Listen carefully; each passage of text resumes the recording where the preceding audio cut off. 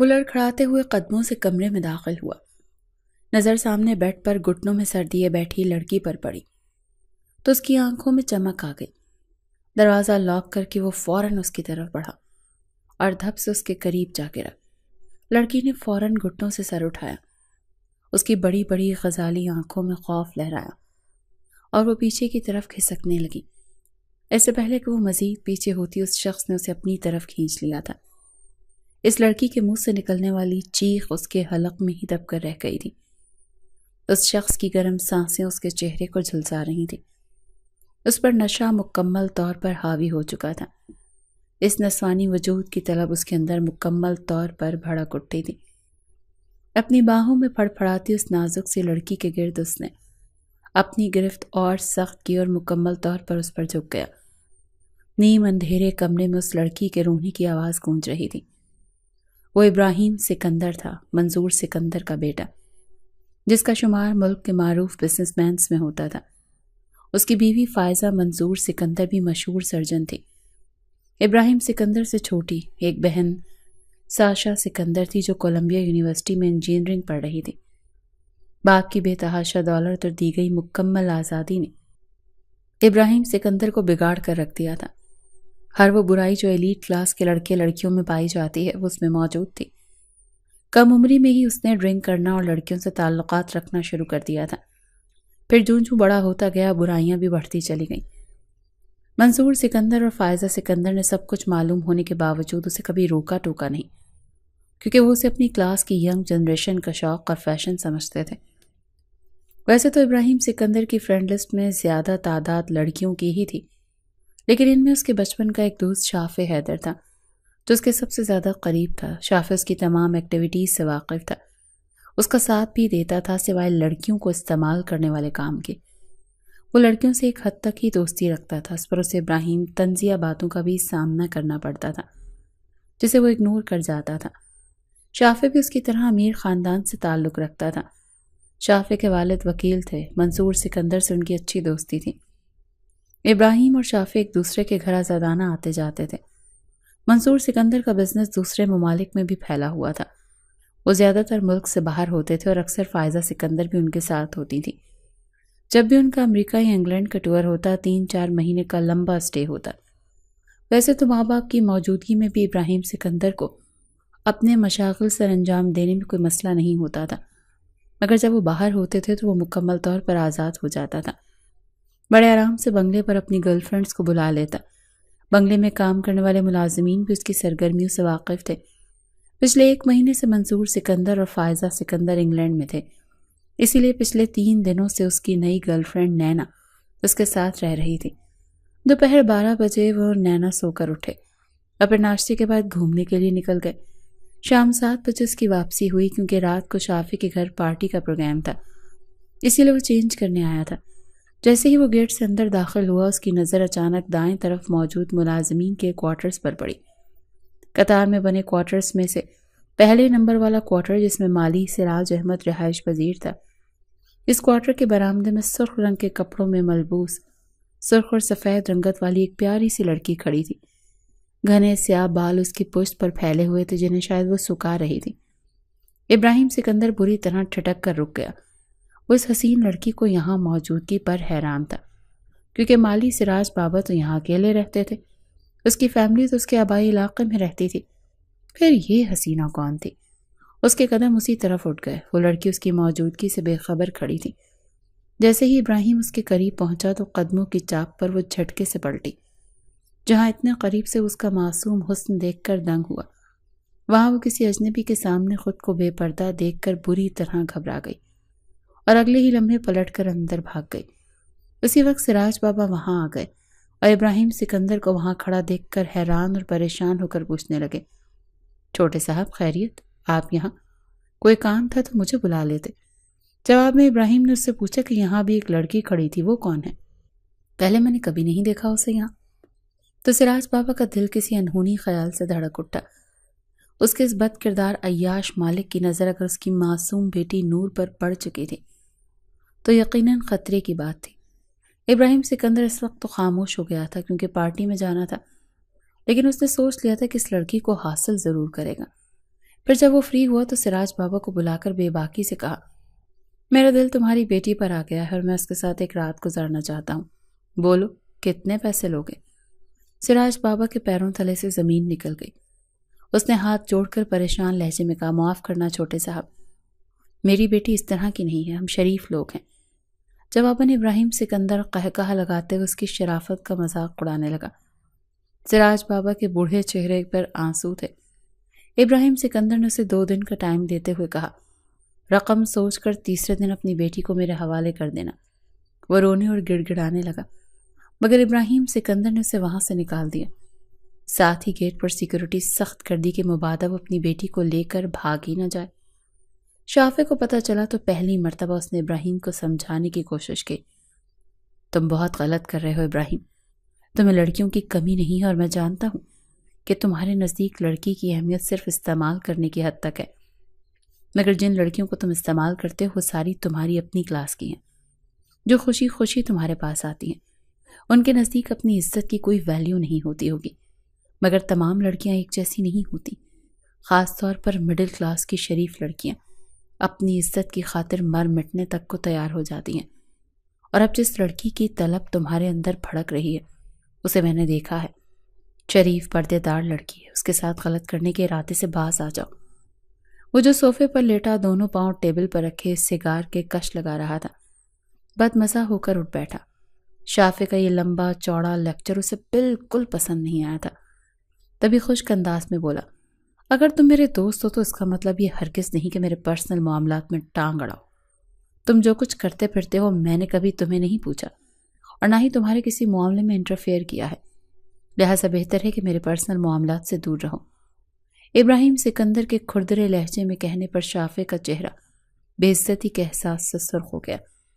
تم اچھی طرح جانتے ہو کہ میں لڑکیوں کو کم از کم ٹیشو پیپر کی طرح تو ہرگز استعمال نہیں کرتا، لہٰذا تم یہ تانا تو نہیں دے سکتے کہ میں کچھ غلط کرتا پھر رہا ہوں۔ شافع نے غصہ ضبط کرتے ہوئے کہا، تمہیں میرے ہی نوکر کی بیٹی کے ساتھ اتنی ہمدردی کیوں ہو رہی ہے؟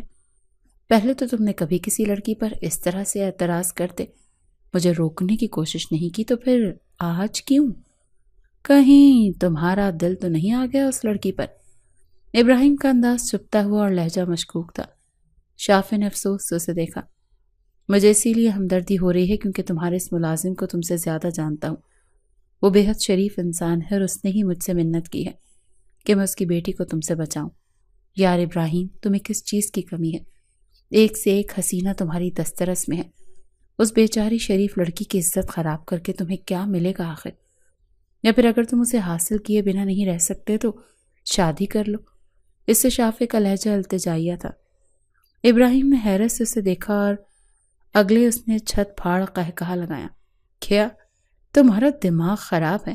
میں ابراہیم سکندر، اس ملک کے سب سے رئیس انسان کا بیٹا، اپنے ہی بنگلی کے مالی کی بیٹی سے شادی کر لوں؟ اس کا انداز تمسخرانہ اور حقارت سے بھرپور تھا۔ شافع نے لب بھینچ کر اسے دیکھا۔ یہ شخص اس کے بچپن کا دوست نہ ہوتا تو اتنے قریبی فیملی تعلقات نہ ہوتے، تو وہ کب کا اس کی دوستی چھوڑ کر جا چکا ہوتا۔ ایک ناراض نظر اس نے ہنستے ہوئے ابراہیم پر ڈالی اور بنا کچھ کہے اٹھا اور اس کے گھر سے نکل گیا۔ پیچھے ابراہیم سکندر سگار کے کش لیتے ہوئے ایک مرتبہ پھر اس پری پیکر کے بارے میں سوچنے لگا جس نے ایک ہی جھلک میں اسے بے چین کر کے رکھ دیا تھا۔ اگر وہ سراج بابا کی بیٹی نہ ہوتی تو وہ کب کا اسے اٹھوا چکا ہوتا۔ سراج بابا ان کے پرانے ملازمین میں سے تھے، اسی لیے وہ ان کے ساتھ جبر سے پیش نہیں آنا چاہتا تھا، کیونکہ ایسی صورت میں اگر ڈیڈ تک بات پہنچ جاتی تو کم از کم سراج بابا کی بیٹی کے لیے اس پر ضرور بگڑتے۔ اسی لیے وہ محض دھمکیوں سے کام لے رہا تھا تاکہ ڈر کر وہ مان جائے۔ ان 2 دنوں میں وہ 1000 بار سراج بابا کی خوبصورت بیٹی کو سپنوں میں اپنے پاس دیکھ چکا تھا۔ اب اسے مزید انتظار کرنا محال لگ رہا تھا۔ وہ یہ سوچ سوچ کر بھی حیران ہوتا کہ سانولی رنگت اور معمولی نقوش والی سراج بابا کی بیٹی اتنی حسین کیسے تھی۔ اسی لیے وہ محض دھمکیوں سے کام لے رہا تھا تاکہ وہ ڈر کر مان جائیں۔ ان 2 دنوں میں وہ 1000 بار سراج بابا کی خوبصورت بیٹی کو سپنوں میں اپنے پاس دیکھ چکا تھا۔ اب اسے مزید انتظار کرنا محال لگ رہا تھا۔ وہ یہ سوچ سوچ کر ہی حیران ہوتا کہ سانولی رنگت اور معمولی سے نقوش والی سراج بابا کی بیٹی اتنی حسین کیسے تھی؟ پہلی جھلک نے اسے اتنا مزمرائز کیا تھا کہ وہ اب اسے دوبارہ دیکھنے اور پانے کے لیے بے چین تھا۔ اسی لیے تیسرے دن سراج بابا کو بلا لیا۔ وہ اس وقت لاؤنج میں صوفے پر ٹانگ رکھے سگار کے کش لگا رہا تھا اور سراج بابا اس کے سامنے فرش پر دو زانوں ہاتھ جوڑے بیٹھا، ایک بار پھر گڑ گڑا کر اپنی معصوم شریف پردے دار بیٹی ابراہیم سکندر کے ٹائپ کی نہیں ہے، لہذا وہ اس کو بخش دے۔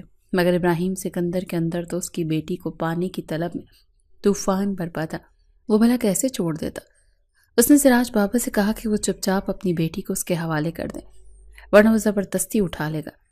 سراج بابا نے جب دیکھا کہ اس کی ہر منت سماجت اور کوشش بیکار جا رہی ہے، ابراہیم سکندر کسی حال میں بھی اس کی بیٹی کو بخشنے والا نہیں، تب اس کے پیروں پر گر گیا اور منت کرنے لگا، چھوٹے صاحب، اگر میری بیٹی کو حاصل کرنا ہی ہے تو پھر جائز طریقہ اپنائیں، اس سے نکاح کر لیں۔ سراج بابا کی بات سن کر وہ حیران رہ گیا اور حقارت بھرے لہجے میں بولا، کیا آپ کا دماغ خراب ہے؟ اپنے اور میرے درمیان فرق دیکھا ہے جو اتنی بڑی بات کہہ رہے ہو؟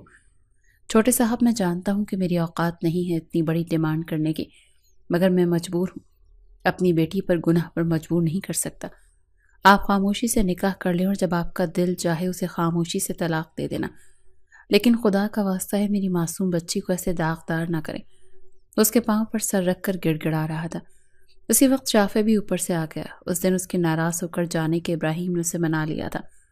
اس نے سراج بابا کی بات سن لی اور تائید کرتے ہوئے کہا، ہاں یار، تمہیں کیا فرق پڑتا ہے، نکاح کے دو بول ہی تو ہیں، وہی تو پڑھوانے ہیں، وہ بھی چپ چاپ، اور پھر جب تمہارا دل بھر جائے تو چھوڑ دینا۔ یہ خود کہہ رہے ہیں نکاح پڑھوانا ضروری ہے کیا؟ ابراہیم نے جھنجھلاتے ہوئے ایک نظر اپنے پیروں میں گرے سراج بابا کو دیکھ کر شافع سے کہا تو وہ سمجھاتے ہوئے بولا، دیکھو ابراہیم، تمہارے نزدیک گناہ ثواب کا کوئی تصور نہیں، لیکن ان کے نزدیک گناہ ثواب کی بہت اہمیت ہے۔ اگر یہ اپنی بیٹی جائز طریقے سے تمہارے حوالے کرنا چاہتے ہیں تو تمہیں کیا اعتراض ہے؟ اور نکاح کی بات صرف ان کے اور تمہارے درمیان ہوگی، کون سا پبلک میں اناؤنس کرنا ہے؟ ٹھیک ہے، اگر تم اتنا ہی انسسٹ کر رہے ہو تو تمہاری خاطر کر لیتا ہوں نکاح، اس نے کاندھے اچکاتے ہوئے کہا، لیکن پھر جب میرا دل چاہے گا میں چھوڑ دوں گا۔ اگر اس نے ڈیڈ کو شکایت لگائی تو پھر باپ بیٹی کا وہ حشر کروں گا کہ پچھتاتے پھریں گے۔ ہاں کرنے کے ساتھ اس نے دھمکی دینا بھی ضروری سمجھی۔ نکاح کا انتظام شافع نے کیا تھا، ابراہیم کو کسی چیز سے غرض نہیں تھی، اسے تو صرف اس لڑکی کو پانے کی جلدی تھی جس نے پچھلے 3 دنوں سے اسے بے قرار کر رکھا تھا۔ نکاح کے بعد نور کو ابراہیم کے کمرے میں بھیج دیا گیا۔ ابراہیم بھی فوراً اپنے کمرے میں ہی جانا چاہتا تھا، مگر شافع دوسرے دوستوں نے روک لیا تھا، انہوں نے ڈرنک کا انتظام کر رکھا تھا۔ ابراہیم آج شراب کا نشہ نہیں کرنا چاہتا تھا کیونکہ اس پر نور کا نشہ چھا رہا تھا، مگر ان سب نے مل کر اسے ڈرنک کرنے پر مجبور کیا تو شراب میں پھر وہ ایسا کھویا کہ نور کا خیال بھی ذہن سے نکل گیا، اور پھر جب وہ نشے میں مکمل مدہوش ہونے لگا تو شافع نے اسے مزید ڈرنک کرنے سے روک دیا اور کہا، جاؤ یار، تمہاری بیوی انتظار کر رہی ہوگی۔ لفظ بیوی پر ابراہیم سکندر نے چونک کر اسے دیکھا۔ کون سی بیوی؟ اس کے دوست ہنسنے لگے، اتنی جلدی بھول گئے ہو؟ ابھی کچھ دیر پہلے تو تمہارا نکاح ہوا ہے تمہارے نوکر کی بیٹی سے، وہ اب تمہاری بیوی بن چکی ہے پیارے، اس کے ایک دوست نے مذاق اڑاتے ہوئے کہا تو ابراہیم نے غصے سے اسے جھڑکا، جسٹ شٹ اپ، یہ بات صرف ہمارے درمیان رہے گی، اگر باہر گئی تو اچھا نہیں ہوگا۔ نشے میں بھی اس کا ذہن کام کر رہا تھا۔ ارے بے فکر رہو یار، ہم نے کیا تمہارے ہاتھوں مرنا ہے جو کسی کو بتائیں گے کہ تم نے اپنے نوکر کی بیٹی سے نکاح کیا ہے؟ وہ سب زور و شور سے ہنسنے لگے۔ ابراہیم سکندر انہیں نظر انداز کرتا اپنے کمرے کی طرف بڑھ گیا۔ اس کے بیڈ پر وہ حسینہ بیٹھی تھی جسے دیکھ کر اس کی نشیلی آنکھوں میں چمک آ گئی تھی۔ بے صبری سے آگے بڑھتا وہ اسے اپنی طرف کھینچ چکا تھا۔ وہ کوئی مزاحمت بھی نہ کر پائی۔ صبح ہوئی، نشہ اترا تو دن کی روشنی میں ابراہیم سکندر نے اس حسن کی مورت کو دیکھا جو سلیقے سے سر پر دوپٹہ اوڑھے صوفے پر بیٹھی ہوئی تھی۔ اسے دیکھ کر ہنس پڑا تھا، یہ کیا ملانی بن کر بیٹھی ہوئی ہو؟ تمسخرانہ انداز میں کہتا وہ اٹھ کر اس کے قریب آیا۔ نور جو جواب میں خاموش رہی۔ اس نے آگے بڑھ کر اس کے سر کے گرد لپٹا ہوا دوپٹہ کھینچ لیا۔ دوپٹہ کھنچ جانے سے اس کے ریشمی سیاہ گھنے بال کسی آبشار کی طرح پھیل گئے۔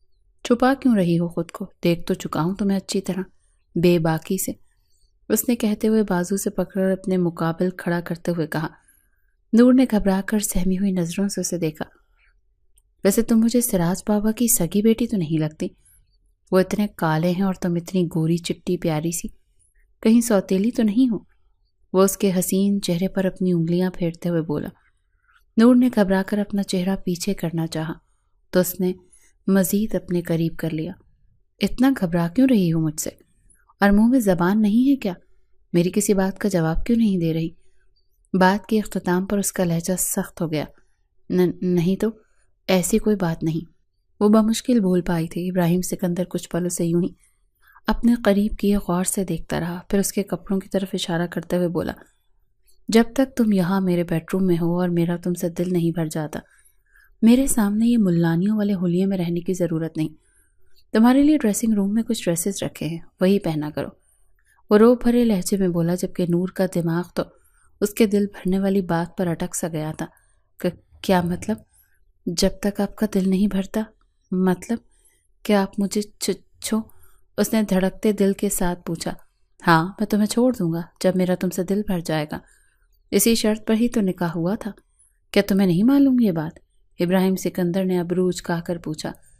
وہ اسے بے یقینی سے دیکھتی نفی میں سر ہلانے لگی، اس کی خوبصورت غزالی آنکھوں میں یکدم پانی تیرنے لگا۔ اوہ، تو تم لا علم ہو؟ اس نے سیٹی کے انداز میں ہونٹ سکیڑے۔ ایکچولی جب کچھ دن پہلے میں نے تمہیں دیکھا تو تم مجھے پسند آ گئی اور میں تمہارے ساتھ ایک رات گزارنا چاہتا تھا۔ اس کے لیے میں سراج بابا کو منہ مانگی قیمت دینے کو بھی تیار تھا، لیکن تمہارا باپ مان ہی نہیں رہا تھا۔ میرے پاؤں پڑ گیا کہ میری بیٹی سے نکاح کر لو، جب دل بھر جائے تو بے شک طلاق دے دینا۔ تو بس پھر اس پر ترس کھا کر میں نکاح پر راضی ہو گیا، ورنہ میرے تو ایسے ہی لڑکیوں سے تعلقات ہیں، نکاح کے جھنجھٹ میں نہیں پالتا۔ وہ استہزائی انداز میں کہتا اس کے دھواں دھواں چہرے پر ایک مسکراتی نظر ڈال کر واش روم میں چلا گیا۔ وہ فرش پر گرتی پھوٹ پھوٹ کر رونے لگی۔ اس کے تو وہم و گمان میں بھی نہیں تھا کہ بابا نے جس شخص سے اس کا نکاح کروایا وہ اسے کھلونا سمجھ کر محض استعمال کرنے کے لیے نکاح کر رہا تھا۔ اور بابا، انہوں نے بھی اس سے بات نہیں بتائی؟ یقیناً اس ظالم شخص نے انہیں مجبور کیا ہوگا۔ پھر وہ ابراہیم سکندر کے لیے محض کھلونا بن کر رہ گئی تھی، ستم یہ کہ احتجاج بھی نہیں کر سکتی تھی۔ بابا کے سمجھانے پر ابراہیم سکندر کا دل جیتنے کے لیے اس کے کام کرنے لگی۔ ایک دن جب صبح اس کے لیے ناشتہ بنا کر لے آئی تو اس نے پہلے تو حیران نظروں سے اسے دیکھا، پھر تنفر بھلے لہجے میں بولا، کیا تم خود کو میری بیوی سمجھ کر خدمت کرنے کی کوشش کر رہی ہو؟ میں نے تو صرف تمہارے وجود کے حصول کے لیے فارمیلٹی کے طور پر نکاح کیا، لہٰذا کوئی خوش فہمی دل میں پالنے کی ضرورت نہیں۔ نور کا چہرہ پھیکا پڑ گیا۔ ایک ہفتہ ہو گیا تھا اسے ابراہیم سکندر کے گھر میں رہتے ہوئے۔ اس دوران اس نے صرف ایک بار اسے سراج بابا سے ملنے دیا تھا۔ دن رات اسے اپنی شدتوں اور جنون خیزیوں سے وہ ہلکان کر چکا تھا۔ نور صبر کے ساتھ سب سہ رہی تھی کہ شاید اسے احساس ہو جائے اور وہ اسے اپنی بیوی تسلیم کر لے۔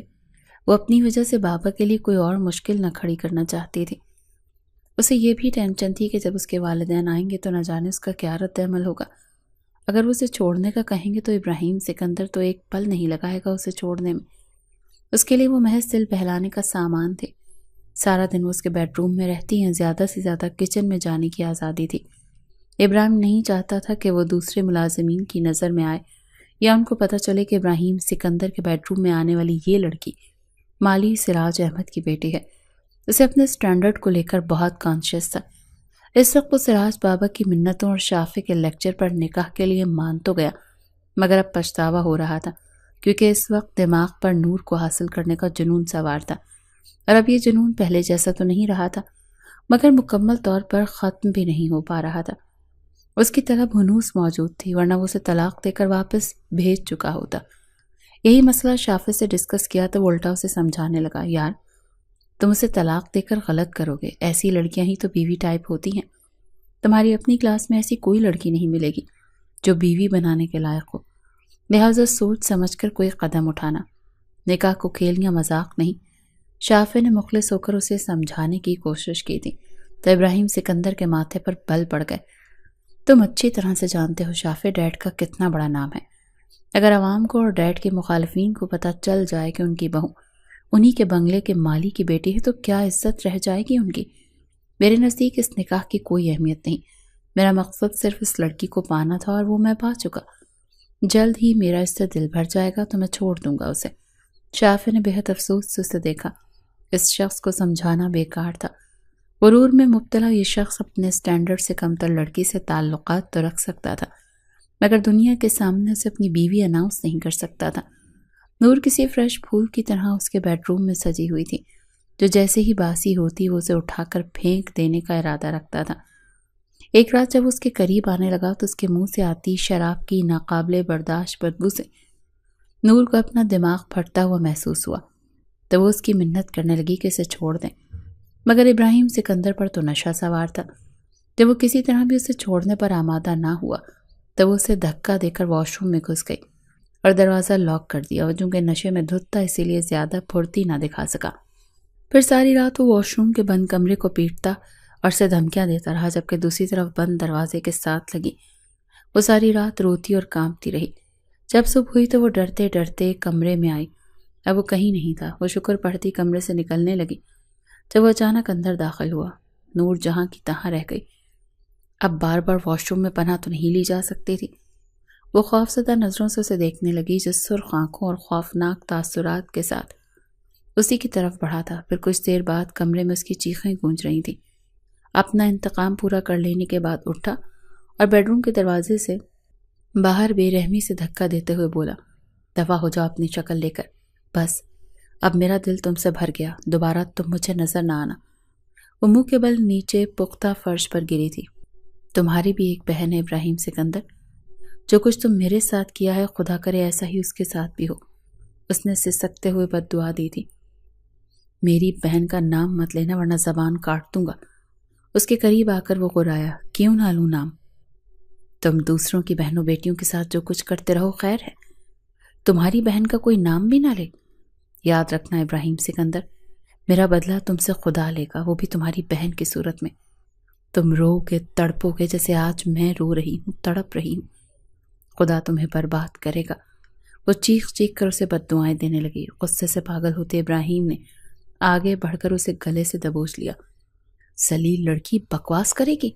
اوقات دیکھی ہے اپنی؟ 2 ٹکے کی مالی کی بیٹی، میں تمہاری جان لے لوں گا۔ اس کے گلے پر دباؤ بڑھا رہا تھا۔ نور کی آنکھیں ابل کر باہر آ رہی تھی۔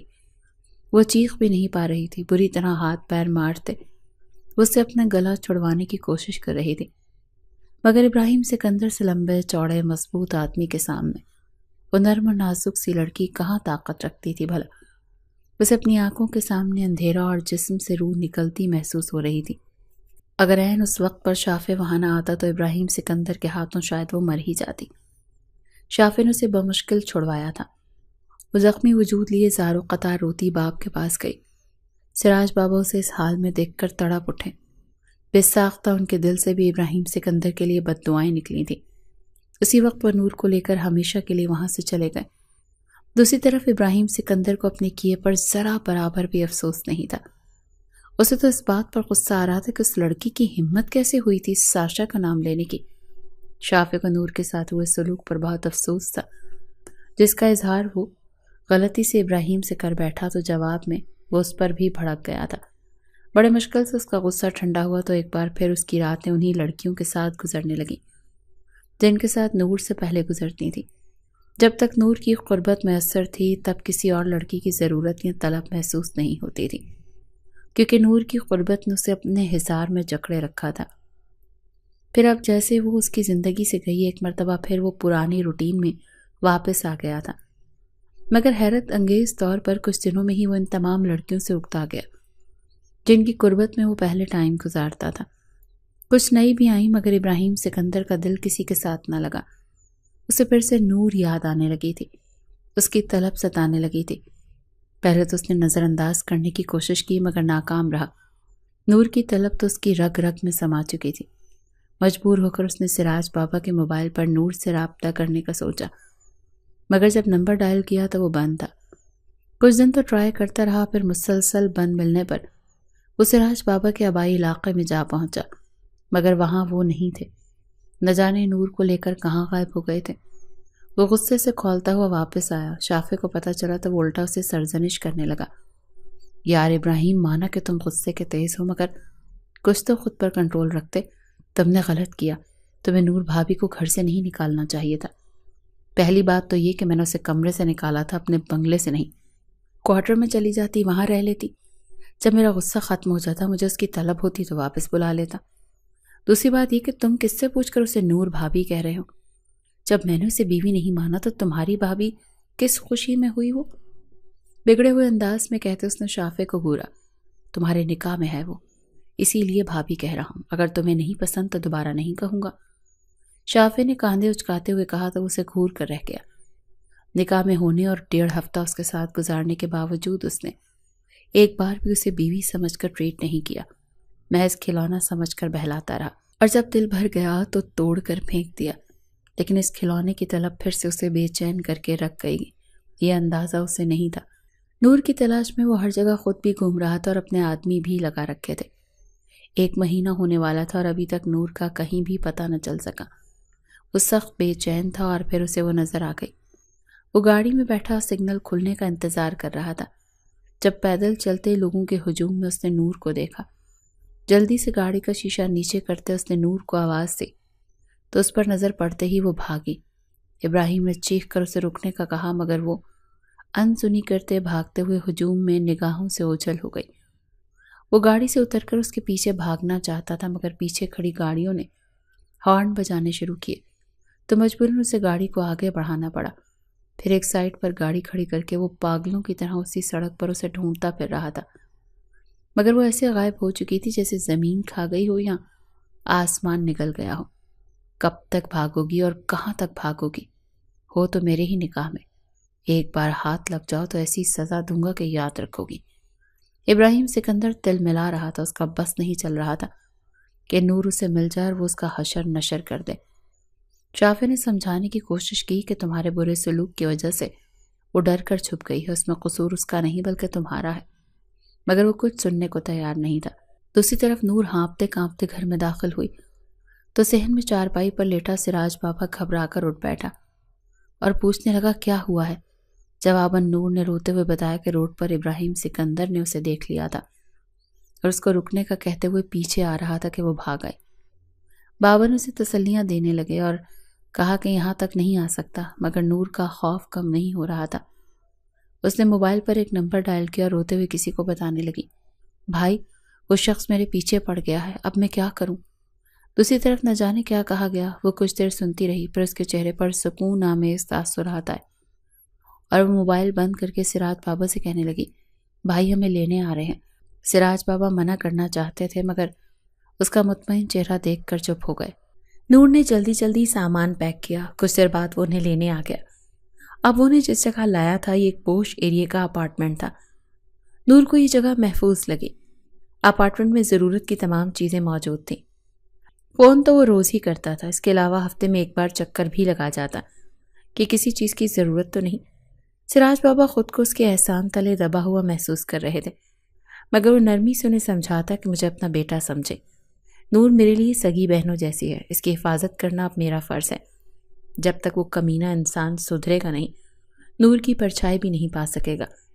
اگر اس کے سدھرنے کا کوئی امکان نظر نہ آیا تو نور کو اس سے آزادی دلانا میری ذمہ داری ہے۔ سراج بابا کی آنکھوں میں آنسو آ جاتے اس کی باتیں سن کر۔ آج کے خود غرض معاشرے میں ایسے لوگ آٹے میں نمک کے برابر تھے جو بغیر کسی لالچ کے دوسروں کی مدد کرتے۔ ابراہیم سکندر سخت پیچ و تاب کھا رہا تھا۔ 3 مہینے ہو گئے تھے، وہ اب تک نور کو ڈھونڈ نہیں پایا تھا۔ اوپر سے مام ڈیڈ نے اسے ارجنٹ امریکہ آنے کو کہا۔ جب وہ امریکہ پہنچا تو پتہ چلا کہ اس کی بہن ساجہ ایک کرسچن لڑکے کے ساتھ رہ رہی تھی۔ منصور سکندر اور فائز سکندر کے سمجھانے پر بھی وہ کچھ سننے کو تیار نہ تھی۔ امریکن قانون کے تحت وہ بالغ بیٹی کے ساتھ زبردستی نہیں کر سکتے تھے، اسی لیے انہوں نے ابراہیم کو بلایا تھا کیونکہ وہ ابراہیم کی بات زیادہ مانتی تھی، مگر ساشا نے اس کی بات سننے سے بھی انکار کر دیا تو 10 دن وہاں رہ کر وہ واپس چلا آیا۔ مام ڈیڈ بھی اس کے ساتھ تھے۔ ساشا کے لیے وہ تینوں بے حد پریشان تھے کیونکہ وہ لڑکا نہ صرف کرسچن تھا بلکہ چوری ڈکیتی کرنے والا غنڈہ تھا۔ ساشا کی ٹینشن میں وہ نور کو بھی فراموش کر گیا۔ ابھی وہ ایک پریشانی سے نکلے نہیں تھے جب دوسرا جھٹکا لگا۔ نہ جانے میڈیا کو کیسے پتہ چل گیا، تمام چھوٹے بڑے اخبارات اور نیوز چینل پر یہ خبر چلنے لگی کہ معروف بزنس مین اور MP کی سیٹ کے امیدوار منصور سکندر کی صاحبزادی امریکہ میں اپنے کرسچن بوائے فرینڈ کے ساتھ ایک فلیٹ میں رہ رہی ہے۔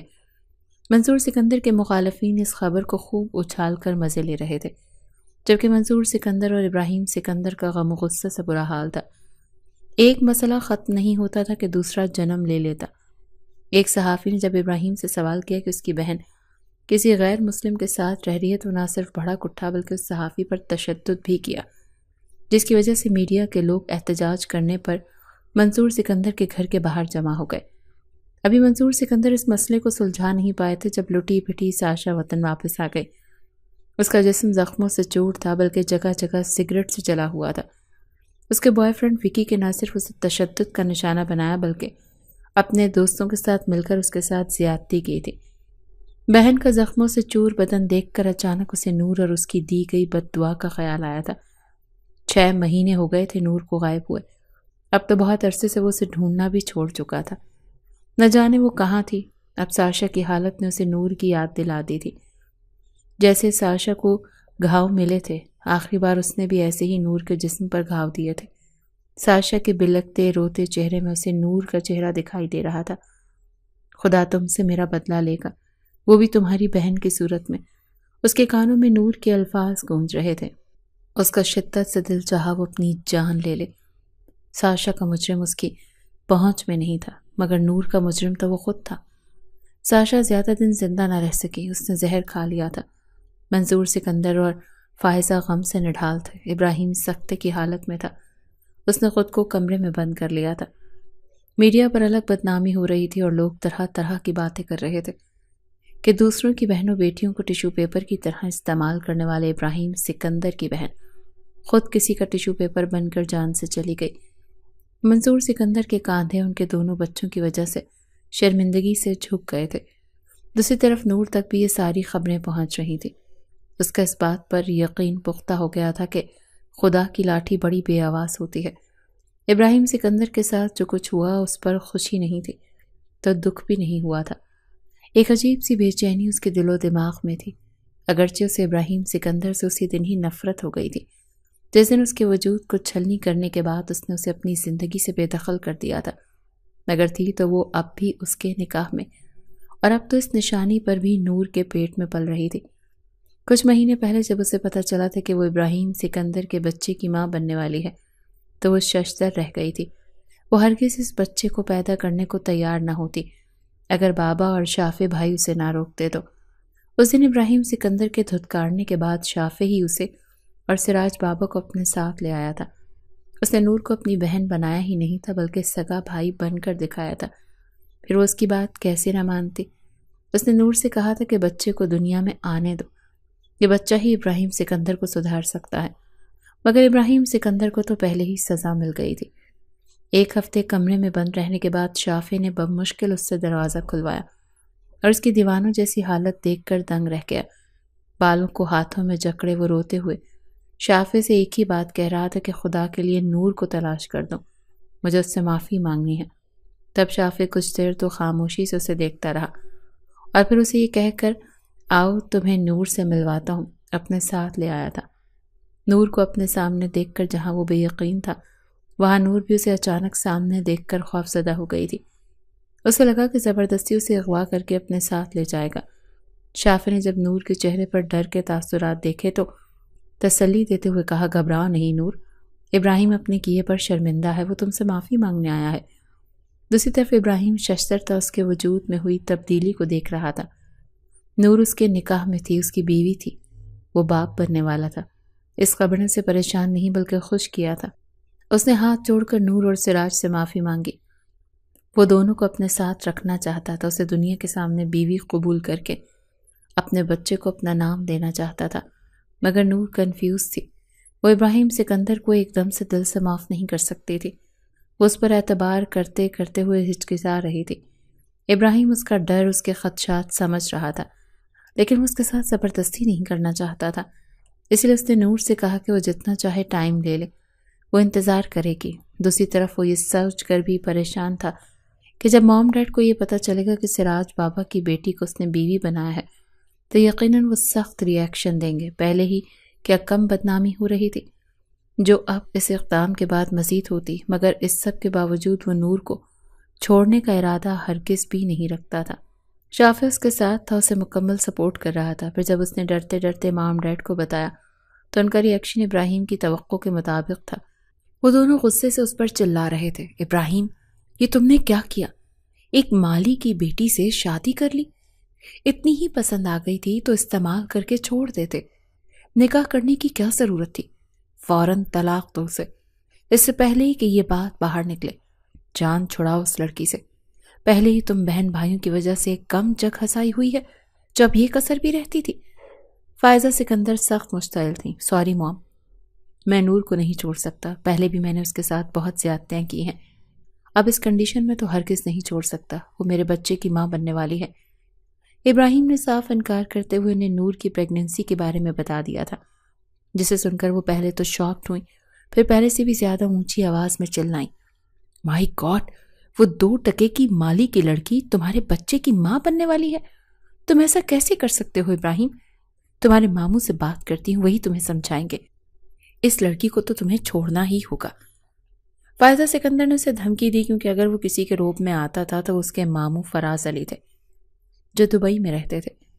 فائزہ سکندر نے انہیں ساری سچویشن بتائی تو وہ دوسرے دن ہی پہنچ گئے، اور وہ بھی فائزہ سکندر کی طرح ابراہیم پر دباؤ ڈالنے لگے کہ اس لڑکی کو چھوڑ دو، بدنامی ہوگی، اپنے اسٹیٹس کی کسی لڑکی سے شادی کرو۔ مگر ابراہیم بھی اپنی ضد پر اڑا ہوا تھا کہ نور کو ہرگز نہیں چھوڑے گا۔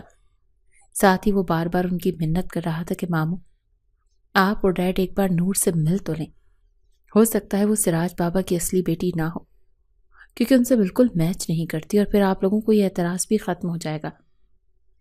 اس کے اصرار پر فراز علی سوچ میں پڑ گئے، اور پھر فائزہ اور منصور کو سمجھا بجھا کر قائل کر لیا کہ ایک بار لڑکی سے مل لیتے ہیں، اگر شکل و صورت میں ابراہیم کے ہم پلہ ہوئی تو پھر کوئی درمیانی راہ نکالیں گے۔ پھر وہ تینوں ابراہیم کے ہمراہ اس اپارٹمنٹ میں پہنچے جہاں نور اور سراج بابا رہ رہے تھے۔ نور کو دیکھ کر وہ تینوں ہی دنگ رہ کر، وہ انتہائی حسین لڑکی تھی، کہیں سے بھی سراج بابا سے میل نہیں کھا رہی تھی۔ اب انہیں سمجھ آئی کہ وہ کیوں اسے چھوڑنے پر آمادہ نہیں تھا۔ انہوں نے سراج احمد سے پوچھا، کیا نور تمہاری اپنی بیٹی ہے؟ تو اس نے کہا نہیں، نور میری اپنی بیٹی نہیں ہے، نور میرے بھائی مراج احمد کی بیٹی ہے۔ اس کی موت کے بعد میری بیوی نے نور کو پالا تھا، کیونکہ ہم بے اولاد تھے۔ نور میری بیوی کے ساتھ گاؤں میں رہتی تھی۔ 8 مہینے پہلے میری بیوی فوت ہوئی تو میں نور کو اپنے ساتھ یہاں لے آیا۔ سراج احمد نے تفصیل بتائی تو مراج کی اپنی بیوی کہاں ہے، یعنی نور کی سگی ماں؟ فراز علی نے سوال کیا۔ وہ کچھ الجھ سے گئے تھے، کوئی چیز تھی جو انہیں کھٹک رہی تھی۔ اس کی موت نور کی پیدائش پر ہی ہو گئی تھی، سراج احمد نے جواب دیا۔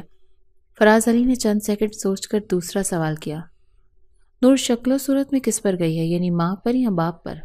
اگرچہ اسے یقین تھا مراج احمد تو یقیناً اپنے بھائی سراج احمد جیسا ہی ہوگا، تو زیادہ امکان تھا کہ مراج احمد کی بیوی یعنی نور کی ماں ہی خوبصورت ہوگی۔ یہ میں نہیں جانتا، کیونکہ ہم نے نور کی ماں کو نہیں دیکھا تھا۔ دراصل مراج کراچی میں کہیں کام کرتا تھا، سالوں بعد گاؤں آتا تھا۔ ایک بار گاؤں آیا تو 3 سال کی بچی کو لے کر کہا کہ یہ اس کی بیٹی نور ہے۔ اس نے کسی عورت سے شادی کی تھی، نور کی پیدائش پر فوت ہو گئی۔ وہ اسے لے کر گاؤں آیا تھا، کیونکہ ہمیشہ یہیں رہے گا اب۔ مراج احمد کراچی میں کیا کام کرتا تھا؟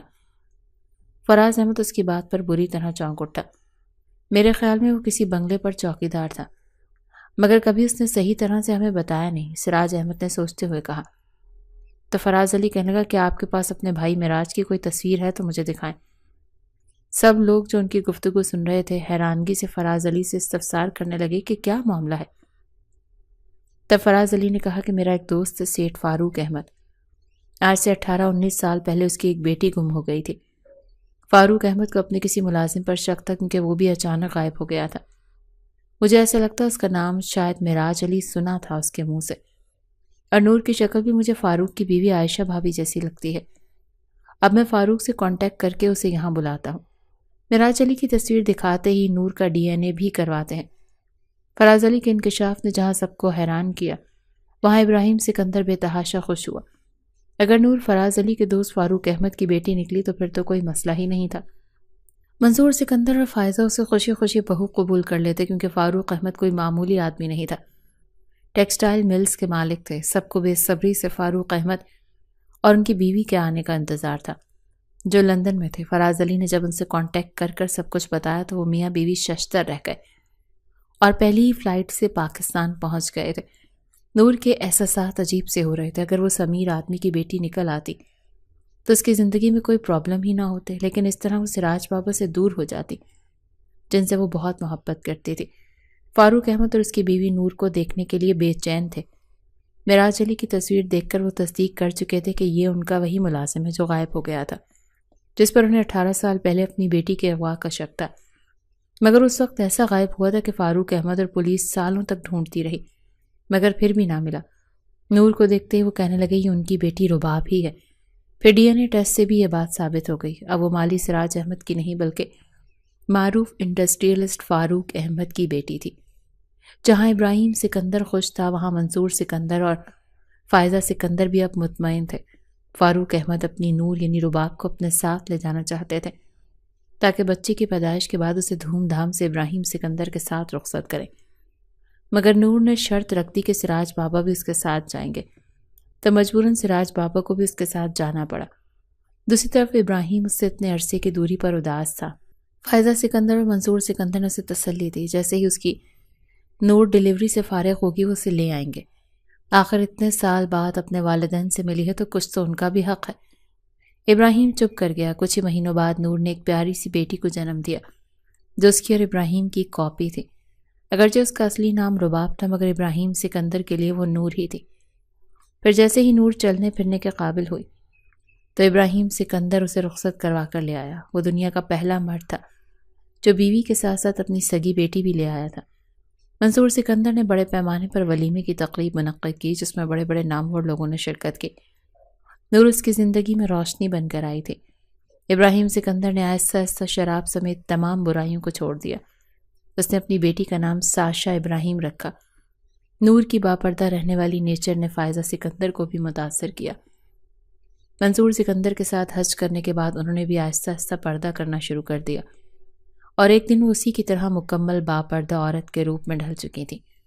ساشا جب 4 سال کی ہوئی تو ننھے عمر کی آمد ہوئی، جس کو سنبھالنے میں ابراہیم اس کا پورا ساتھ دیتا تھا، کیونکہ ساشا جتنی صابر اور خاموش فطرت بچی تھی، عمر اسی قدر چیخنے چلانے اور طوفان برپا کرنے والا ضدی بچہ تھا، جس کو سنبھالنے میں وہ ہلکان ہو جاتی تھی۔ وہ صرف سراج بابا کے ہاتھوں بہلتا تھا جب بھی اس بنگلے میں رہتے تھے، لیکن نور نے ان پر سختی سے پابندی لگا دی تھی کہ وہ کوئی کام نہیں کریں گے۔ وہ تو چاہتی تھی کہ سراج بابا ان کے ساتھ آ کر رہیں۔ ابراہیم سمیت کسی کو بھی اعتراض نہیں تھا، مگر سراج بابا نہ مانے اور سرونٹ کوارٹر میں رہنے کو ترجیح دی۔